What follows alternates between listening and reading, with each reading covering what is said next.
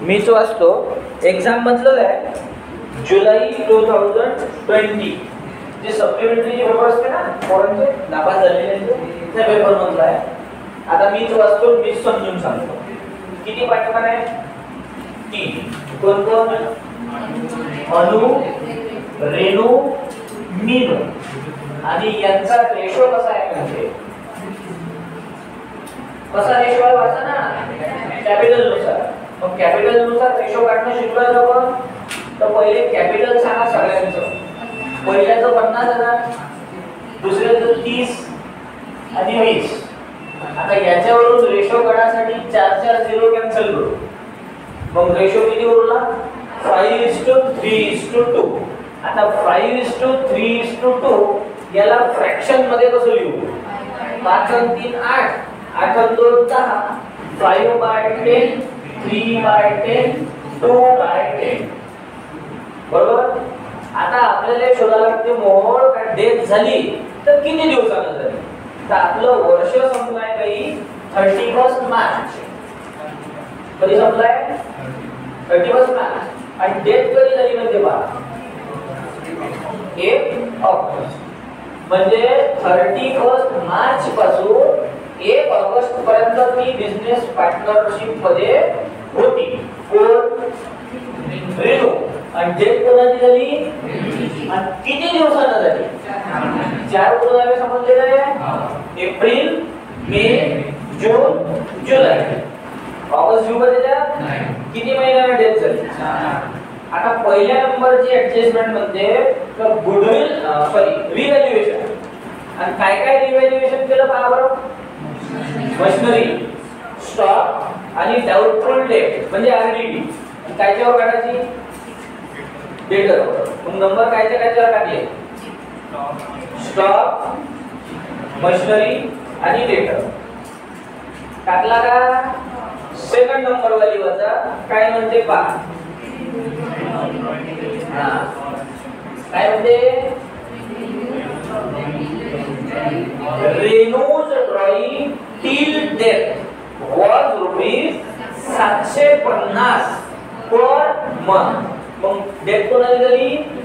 तर रेणूची जे ड्रॉइंग आहे हे ड्रॉइंग किती रुपये आहे म्हणजे 750 रुपये पर मंथ. मग आपल्याला किती मंथ काढायला लागत? ते 4च महिने होती. 4 महिन्यानंतर तिची डेथ झाली. तर 750 multiplied by 4 is equal to 3000.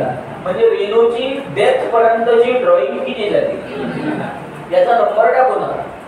त्याच्या नंतरची आपल्या कामाची आहे काय म्हणते? Goodwill of the firm. Goodwill of the firm valued 2.5 times of average profit of last 4 years. मग आता आपण वर्किंग नोट बनवत असतो कॅल्क्युलेशन ऑफ गुडविल. आणि गुडविल काढण्यासाठी एव्हरेज प्रॉफिटच्या किती टाइम्स लावा म्हणे? 2.5. मग याच्यासाठी पहिले आपल्याला काढायला लागेल एव्हरेज प्रॉफिट. आणि एव्हरेज प्रॉफिटचा formula total profit upon number of year. चला टोटल प्रॉफिट साठी किती प्रॉफिट दिले? 4. सांगा पहिलं सांगा. 10, 13, 15, 18 या सगळ्यांची टोटल करू आणि डिवाइडेड बाय किती? 4. 10 आणि 13 23, 23 आणि 15 38, 38 आणि 18 56, 56. आणि डिवाइडेड बाय किती? 56 divided by 4 is equal to 14. Clear आहे? मग झालं काय? गुडविल हे कायची व्हॅल्यू झाली?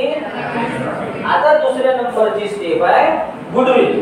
आणि गुडविल काढायचा फॉर्म्युला आहे average profit into number of purchase year. चला एव्हरेज प्रॉफिट किती आलं? आणि याच्या 2 टाइम्स की 2.5 टाइम्स? 2.5 म्हणजे 2.5. 2.5 ना. चला 14च्या 2.5 35. 14 14 14 28 28 35 30 हे झालं आपलं गुडविल. काय झालं? गुणाचं फर्मचं. आता आपल्याला काढायचं आहे रेणूज शेअर. देत कोणाची झाली? मग आता आपण खाली लिहू रेणूज शेअर, रेणूचा हिस्सा. तो गुडविल किती आलं?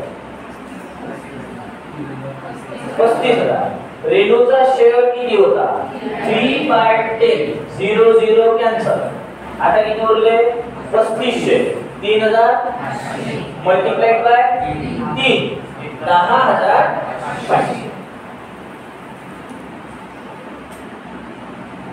हा झाला रेणूचा शेअर. कायच्या म्हणला? गुडविल म्हणला. म्हणजे रेणूचा हिस्सा किती आला? तिसरी समजली. चला नंबर कोणता आहे? चौथा वाचा. Reynolds share in profit is to be calculated on the basis of last year profit. आता आपल्याला काढायला लागते Reynolds share in profit. तर याच्यासाठी एव्हरेज प्रॉफिट वर काढा म्हणजे काय? On the basis of last year profit. मग लास्ट इयरचं प्रॉफिट साठी 4 प्रॉफिट आहे आपल्याजवळ. याच्यापैकी लास्ट इयरचं प्रॉफिट कोणतं? 18,000. मग आपण असं लिहू इथं 1 year profit is equal to 18,000. हे किती दिवसाचं झालं? आता आपल्याला पाहिजे 4 महिन्याचं. मग इथं लिहू 4 मंथ्स प्रॉफिट. काढून दाखवू. 18,000 मल्टिप्लाइड बाय 4 डिवाइडेड बाय 12. तर आन्सर होईल 6,000. 6 होईल ना? पहिले किती दिवसाचं घेतलं? नंतर. पण हे प्रॉफिट कोणाचं आहे? मग डेट कोणाची झाली? मग आता अजून एक स्टेप वाढवायची. रेणूज शेअर, रेणूचा हिस्सा. किती आला प्रॉफिट? रेणूचा हिस्सा होता 3/10. 0 0 हा sin 3 18. 6 3 8. किती झालं? 18. हे झालं गुडविल मधलं हिस्सा आणि हा झाला प्रॉफिट. समजलं? आता आणखी एक ऍडजस्टमेंट आहे पुढली. वाचा काय म्हणते?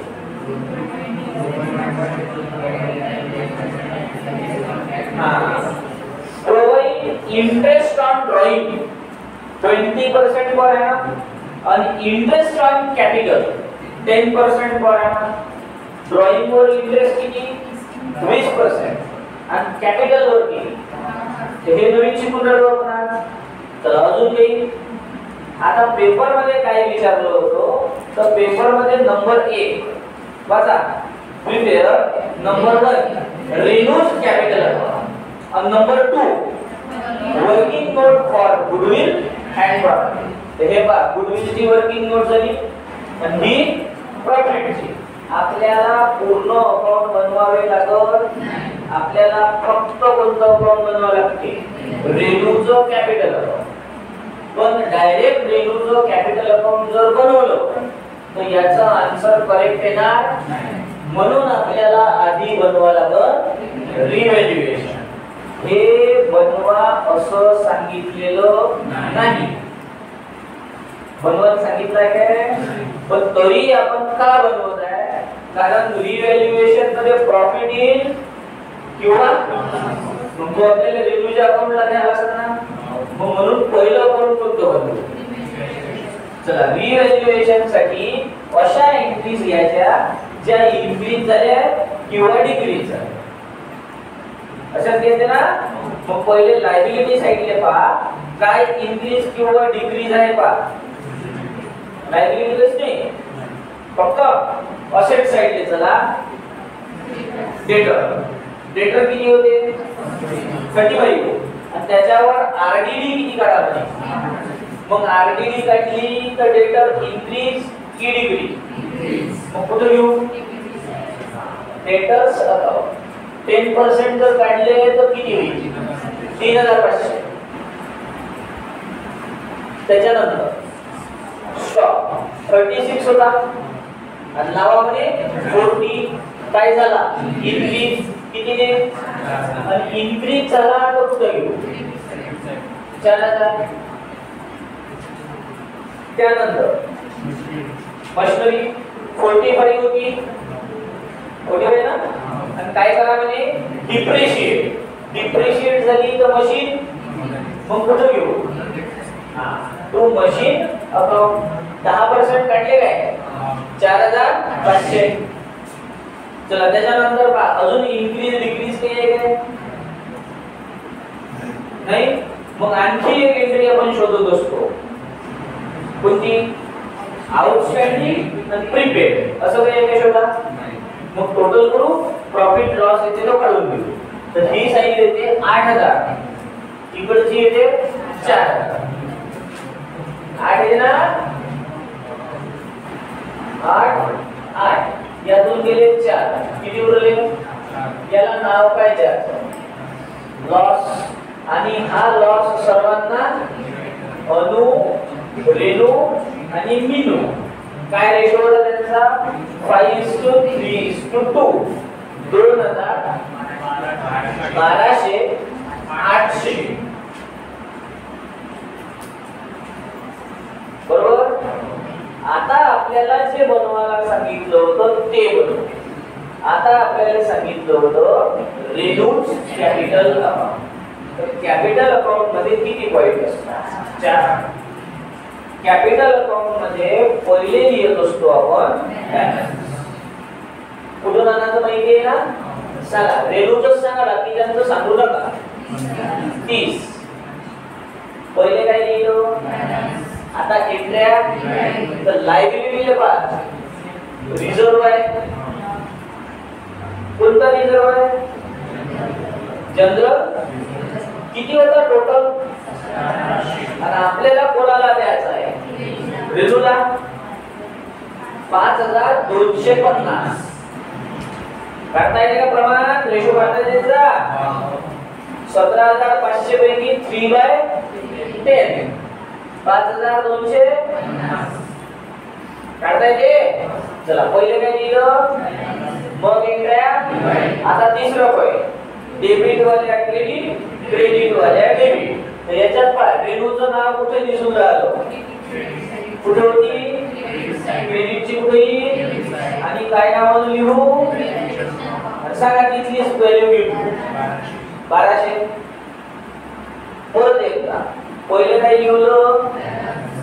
मग एंट्र्या डेबिटच्या, क्रेडिटच्या. आता इन असेट घेतली असेल तर लायबिलिटी घेतली असेल तर इन काही घेतलं नाही. आता काय करायचं? रेणूची डेथ झाली, मग डेथ झालेल्या पार्टनरच्या हिश्श्याचं गुडविल आणि तिच्या हिश्श्याचं प्रॉफिट. याची एंट्री याची क्रेडिट साइड. कोणत्या साइडला? गुडविलच्या एंट्रीला नाव द्यायचं गुडविल अकाउंट 10500. आणि प्रॉफिटच्या एंट्रीला नाव द्यायचं profit and loss suspense account 1800. समजलं काय? मग आजच्या क्वेश्चन मध्ये नवीन काय आलं? तर 3 एंट्र्या नवीन आल्या. एक हे इथं लिहिली आहे ड्रॉइंग. ड्रॉइंग किती होती?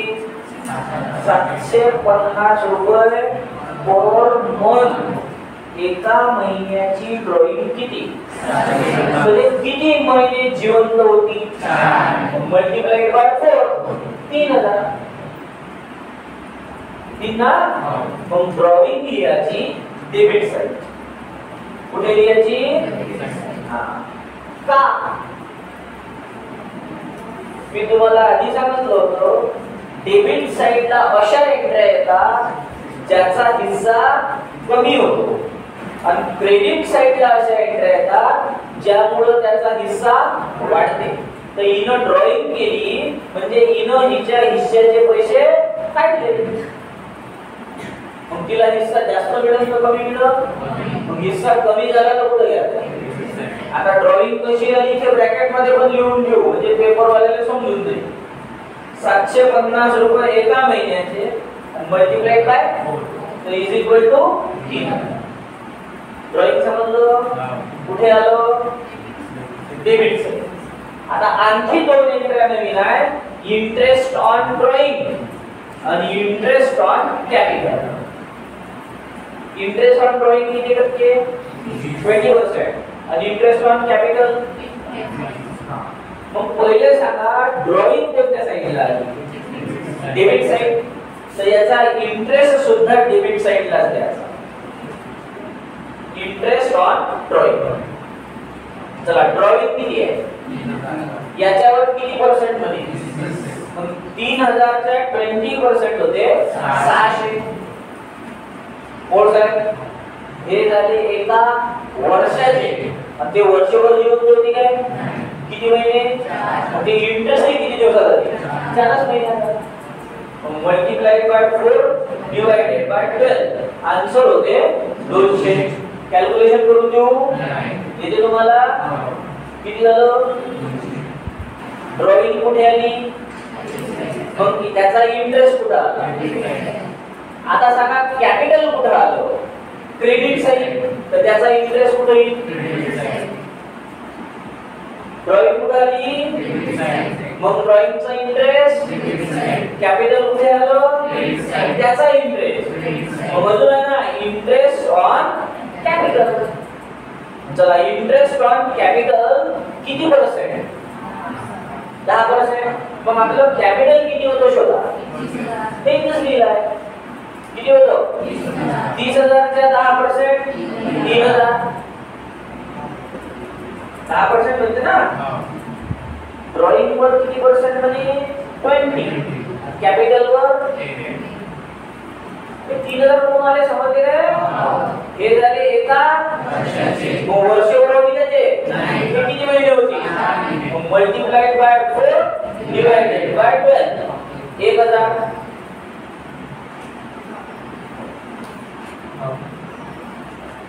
4 1 जा 4 4 3 जा 12 3 1 जा 3 3 1 जा 3 3 0 जसेच्या तसे. कॅपिटल कुठे आलो? मग त्याचा इंटरेस्ट कुठे आला? ड्रॉइंग कुठे आली? त्याचा इंटरेस्ट कुठे? त्या एकदा नवीन आहे समजलेला. त्याला टोटल करायची. जे बॅलन्स आलं त्याला नाव द्यायचं एक्झिक्युटर्स लोन अकाउंट. टोटल करून घेऊ, बॅलन्स शोधून घेऊ. हां 30 35 45 46 47 48 550 48,550. बरोबर आहे?